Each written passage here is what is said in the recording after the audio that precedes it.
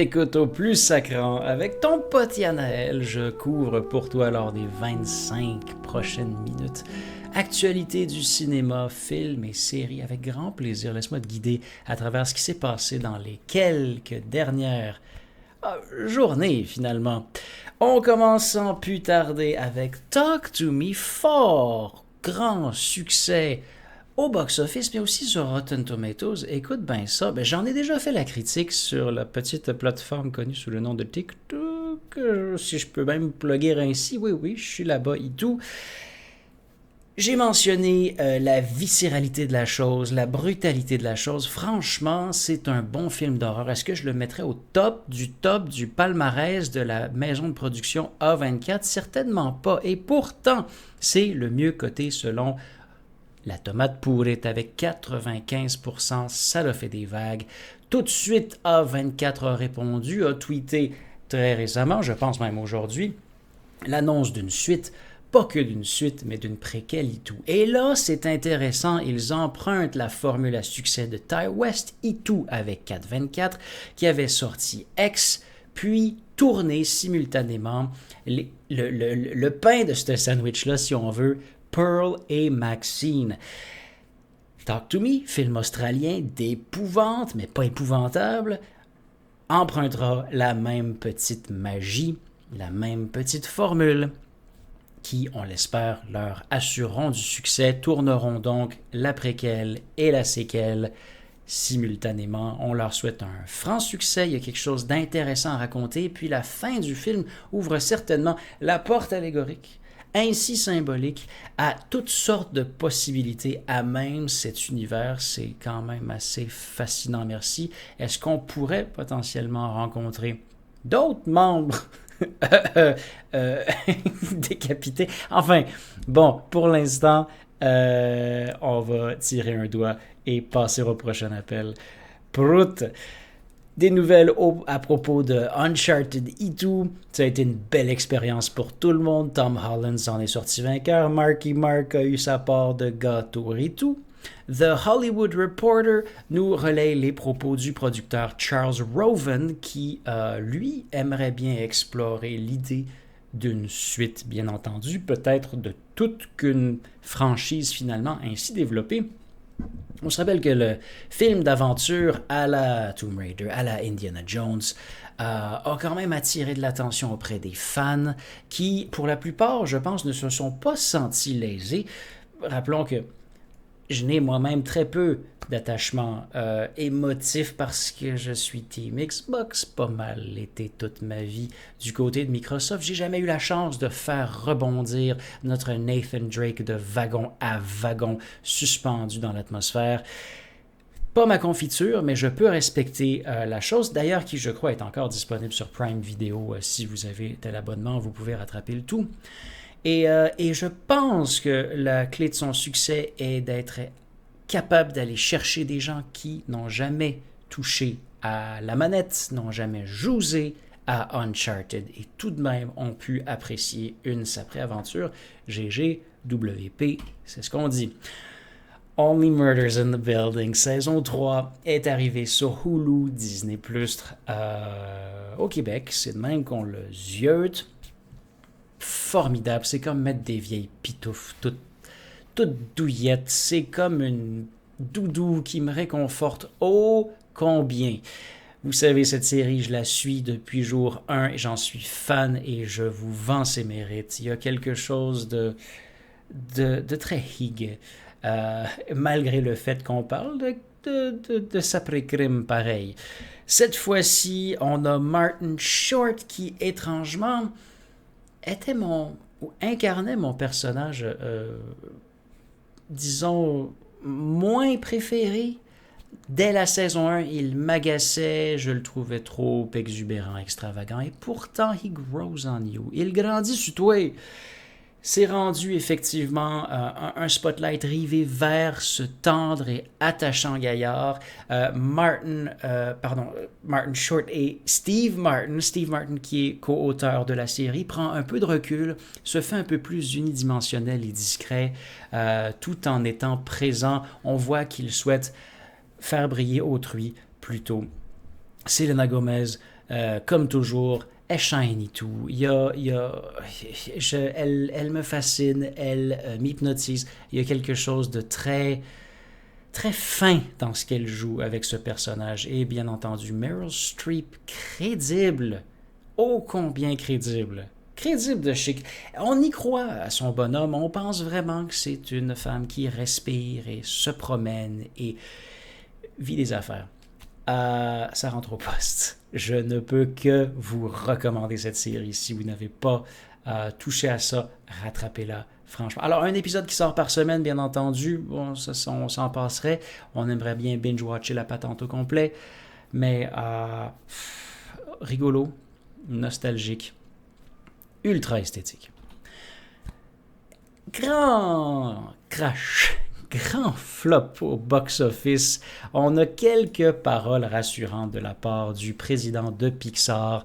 Bien entendu, une ouverture au box-office avec un premier week-end de 29,5 millions de dollars. Pour un budget de production de 200 millions de dollars, c'est certainement pas ce qu'on espérait. On craint de voir des changements drastiques dans l'univers de l'animation, dans la direction qu'empruntent Pixar et Disney en général. On peut au moins se fier au fait qu'ils rentreront dans leur argent éventuellement. Étrangement, nous avons la confirmation que sur le long terme, de toutes les semaines que le film aura passé au Cinoche, finalement, on aura réussi à rattraper un petit peu, à renflouer un peu le coffre, remplir un brin la tirelire. Bien entendu, l'équipe nous répète qu'il y a toutes sortes de manières de générer du revenu au Cinoche et que malgré les quelques dernières désastreuse sortie, on pense à Indiana Jones Dial of Destiny, ça va très mal cet été au box-office, ça va très mal, le public n'est pas nécessairement au rendez-vous pour les choses qu'on aurait cru. Ant-Man and the Wasp a tout sous-performé, mais bien entendu Disney se fie au parc d'attractions, des produits de consommation, des revenus de streaming, et finalement avec tout ce brouhaha de manifestations, de strikes, de grève de la part des scénaristes, de la part des artisans du VFX auprès de Marvel, de la part des acteurs-actrices, on risque d'exiger de faire mieux à Hollywood. On risque de mettre les priorités un peu aux bons endroits, ici et là. Ça risque de changer le portrait, oui, mais qui sait si ça ne pourrait pas nous donner un méchant bon vent de fraîcheur. Il y a de l'espoir. Il y a de l'espoir. Il y a peut-être un peu moins de coins ronds tournés comme précédemment mentionné. The Equalizer, quelques détails de plus. Equalizer 3 pour compléter la trilogie. Ben, sachez qu'on se la joue à un brin John Wick. Robert McCall, ce bonhomme qui travaillait chez Rona, dans mon souvenir, et utilisait des manières créatives pour défendre la veuve et l'orphelin, du moins défendre les gens qui ne peuvent se défendre. C'est une imagerie, bien entendu. Ben, il se virevolte jusqu'en Italie. C'est ça le scénario. Il est rendu en Europe, le bonhomme. Je ne sais pas quoi vous dire d'autre sur le sujet. Ça ressemble pas mal à ça. Bien entendu, ça va être ultra violent. Ça va être encore plus sombre. Mais on va reconnaître la signature de Denzel Washington incarnant ce sacré bonhomme qui ne fait pas tant de compromis. Et à la Red Green, abuse du duct tape par bout. Le dernier voyage du Déméter, c'est pas exactement ma priorité, mais j'ai quand même très hâte de voir ça. On parle d'une histoire de Dracula, d'une vignette de Dracula, peut-on dire, car il ne s'agit que d'un seul chapitre dans le roman de Bram Stoker.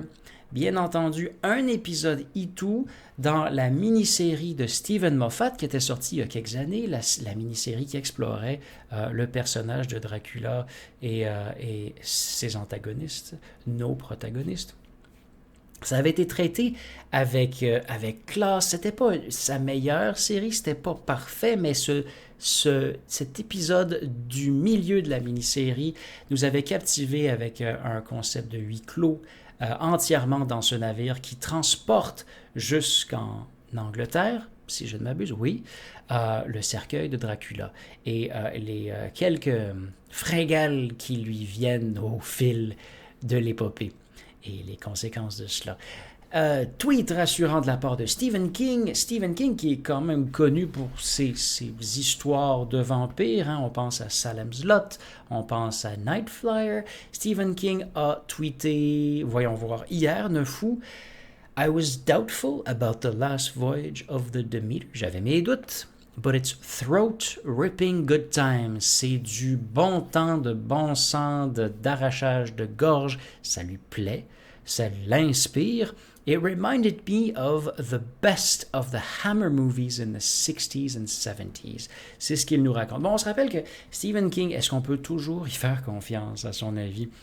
Ses propres œuvres sont hit and miss, peut-on dire. Il y a du formidable là-dedans, il y a du prodigieux, puis il y a du juste correct.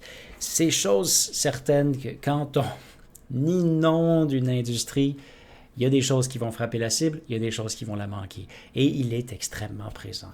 Petit rappel qu'il avait aussi tweeté pour The Flash en disant qu'il n'était pas vraiment fan de films de super-héros et pourtant ce film l'avait accroché, ce film avait quelque chose de spécial. The Flash qui, finalement, avec du recul, n'a pas été si bien reçu de la part du public. Mais je veux savoir, est-ce que ça te donne le goût de te donner le goût, ce dernier voyage du Déméter? Est-ce que tu vas filer au Cinoche ce week-end pour te payer un bon quart d'heure? Ça devrait le faire.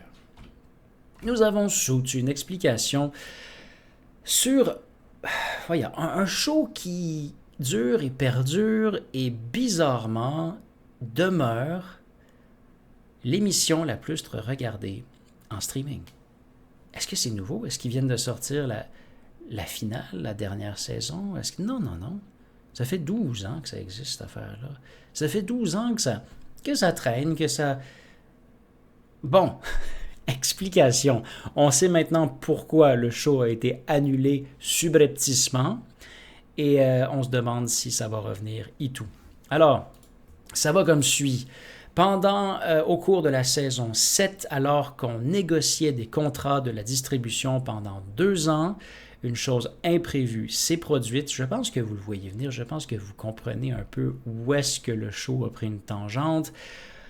On ne peut jamais deviner, nous disent les créateurs, on ne peut jamais prévoir, nous dit Aaron Korsh, le créateur, qu'une de nos stars va épouser le prince d'Angleterre.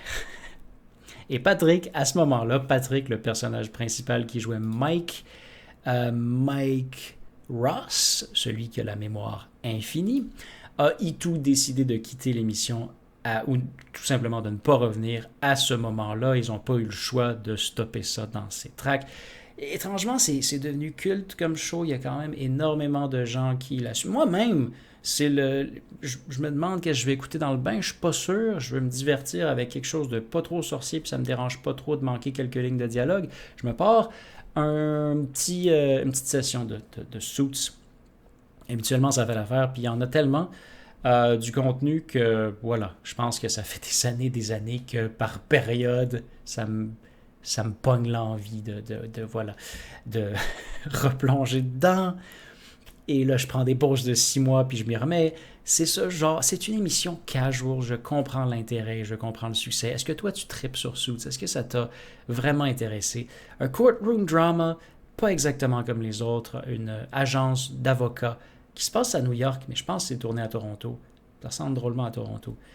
Et voilou, est-ce qu'il y a un avenir pour ces costards en cette ère de redémarrage et de retrouvailles et de toutes ces autres choses? Nous disent les créateurs, je m'attends à un appel à un moment donné, je ne suis au courant d'aucune conversation sérieuse. C'est un peu dans les airs. Par contre, Sydney Sweeney, et ça c'est hot en Saint-Poil, on sait qui elle va jouer dans le film spin-off de Spider-Man, Madame Web. Madame Web, tout d'abord, on le sait, ça c'était établi, était incarnée par Dakota Johnson, qu'on connaît de 50 nuances de Grey. C'est bien ça, c'est Grey. A-Y ou E-Y? C'est comme Dorian ou c'est comme... Bref, discussion pour un autre jour. Elle jouera cette Sydney Sweeney, qu'on connaît de Euphoria, mais qui a récemment pris le titre titulaire de Reality. Voilà. Fascinante actrice, vraiment bourrée de nuances. Elle jouera nul autre que Spider-Woman, mais attention, il y a plusieurs Spider-Women, Spider-Women, que dis-je. Elle jouera spécifiquement Julia Carpenter. Julia Carpenter, connue pour son costume blanc et noir, alors que d'une autre part, nous avons vu, je pense, le personnage de Jessica Drew dans Across the Spider-Verse, qui joue une autre Spider-Woman qui, elle, a un costume rouge principalement. Donc, Sydney Sweeney a capoté sa vie quand elle a appris qui elle incarnerait, est allée se procurer tous les comics dans lesquels elle apparaissait, selon cette entrevue avec Slash Film. I was freaking out, of course. I went straight to the comic store, bought every comic that mentioned my character, notamment Secret Wars numéro 6, qui date de 1984, qui a été créé par Jim Shooter, Mike Zeck, qui la mentionne pour la première fois. Je pense que ça va être drôlement chouette de la voir... swinguer ainsi, c'est de même qu'on puisse dire. Madame Webb, voilà, va jouer bien entendu dans ces différents univers et tout. Ça va créer toute une toile. Prochaine actualité, Sharknado. Ben oui, toi chose. Sharknado reçoit une affiche un peu personnalisée, un peu parodique à la Barbie pour célébrer son 10e anniversaire qui marque aussi le coup d'envoi de son retour en salle. Vous autres, là, toi, là, t'as l'occasion, on te dit ce week-end, viens avec nous, on va voir Sharknado en gang. Est-ce que tu y vas? Est-ce que c'est quelque chose qui te donne envie? Je pense que c'est beaucoup plus attirant que de regarder tout seul chez soi en streaming. Je pense que l'intérêt d'un pareil navet, c'est d'en rire en famille. C'est d'en rire toute la bande, ainsi réunie. Bon, c'est pas exactement un film familial, là, mais c'est connu pour ses mauvais effets spéciaux, expressément pourris, finalement. Alors, c'est aux États-Unis principalement que ça va se passer. Le 15 et le 16 août, ça va être à beaucoup d'endroits. Je pense pas que ça va se rendre jusqu'à Guzzo ni Cinéplex. Surtout que Guzzo a pas l'air fort ces temps-ci. Ils sont sur leur dernière jambe, comme qu'on dit. Force à eux, courage à eux. Les billets sont disponibles sur sharknado10th.com, donc 10th.com. Sharknado10th.com, c'est là que tu peux te procurer la patente. Ça avait été diffusé à l'origine sur Sci-Fi en 2013, tout de même, en juillet 2013, a donné naissance à 5 suites, à 3 spin-offs et beaucoup d'imitations ultra kitsch. Un bateau plein de requins et de tornades. C'est un peu niais et on l'aime pour ça. Prochain appel, voyons voir ce qui se passe avec New Life. C'est très intriguant. Ça a été diffusé au festival Fantasia, puis c'est pas mal mon genre de film, ok? Ça mélange les genres. Oui, film d'horreur.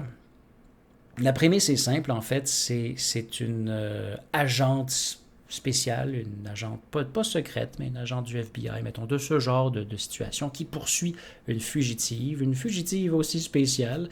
C'est une course folle qui s'ensuit de 1 à 1. C'est une chasse à la personne. Et New Life de John Rosman, est en fait un thriller qui élargit ses horizons. Ça devient un peu multidimensionnel parce qu'on rajoute à la recette l'ingrédient ultime du virus de la rage, rappelant 28 jours plus tard, rappelant des histoires de zombies, peut-être Carriers, des frères Pasteur, qui est mentionné ici par Slash Film. On a cette poursuite policière qui est ponctuée par des éléments de survie dans les bois et des attaques de zombies, de morts-vivants ou d'humains infectés d'un virus qui les rend extrêmement agressifs. C'est là où ça vire pas mal dans mon champ d'intérêt. Je trouve ça assez génial, merci. On parle donc d'un microcosme pendant qu'il y a quelque chose de gigantesque qui se passe autour. Moi, ça me fait penser à Army of the Dead, qui avait ce potentiel-là de nous parler d'une histoire dans une grande histoire, des vols de banque, et sa suite d'ailleurs, dont je ne me rappelle plus le titre, mais qui était aussi exclusif à Netflix, Thieves of the Dead ou quelque chose comme ça. Les voleurs des morts, qui sont finalement des pilleurs de tombes, eux autres et tout. Alors, je pense qu'il y a des opportunités qui ont été ratées avec ces projets de Zack Snyder. Et là, à plus petite échelle, on pourrait retrouver ces gens poussés par un instinct de, oui, de survie, certainement, mais d'obsession aussi, et mélanger cette espèce d'élément film noir d'enquête et de détective et voilà, c'est cette histoire de fugitif finalement avec des éléments externes extrêmement menaçants. On le décrit comme Jason Bourne qui rencontre Cabin Fever sur un budget plutôt raisonné. Eh bien, j'ai hâte de voir la suite des choses. Je vous fais signe dès que je sais où est-ce qu'on va pouvoir zioter le tout. Voyons voir désormais, on termine avec Manhole. Manhole, un thriller, encore une fois, huis clos, qui se passe dans un trou d'égout, où est-ce que le type... Alors, c'est un peu surréel, parce que le type, pour une raison quelconque, n'appelle pas la police, tente de contacter le monde extérieur pour s'extirper de cette chute, s'extirper de ce malencontreux pétrin, en créant un profil sur les réseaux sociaux où son objectif est de devenir suffisamment populaire pour être remarqué et sauvé. Il y a des éléments qui me manquent parce qu'il n'y a pas grand-chose qui fait du sens là-dedans, mais je pense que essentiellement, c'est un satire qui semble habile des réseaux sociaux et de l'optique qu'on présente, de ce qu'on met de l'avant pour attirer l'attention. Semblerait-il, selon plusieurs critiques, que la patience est récompensée par des rebondissements. Encore un film qui s'est retrouvé à Fantasia. Ça s'appelle #Manhole, mot-clic Manhole, et ouais, c'est sur ma liste, certain. Finalement, on a un petit mot oui, une petite surprise pour terminer. Suicide Squad, la version initiale, oui, le tout premier film qui nous a introduit au Harley Quinn de Margot Robbie.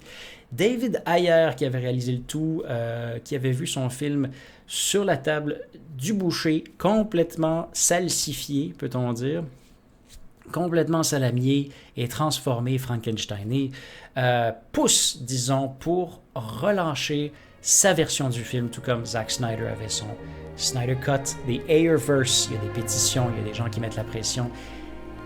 Et James Gunn a confirmé que ce serait fort possible que ça arrive. Qu'est-ce qui t'excite le plus dans toutes ces actus?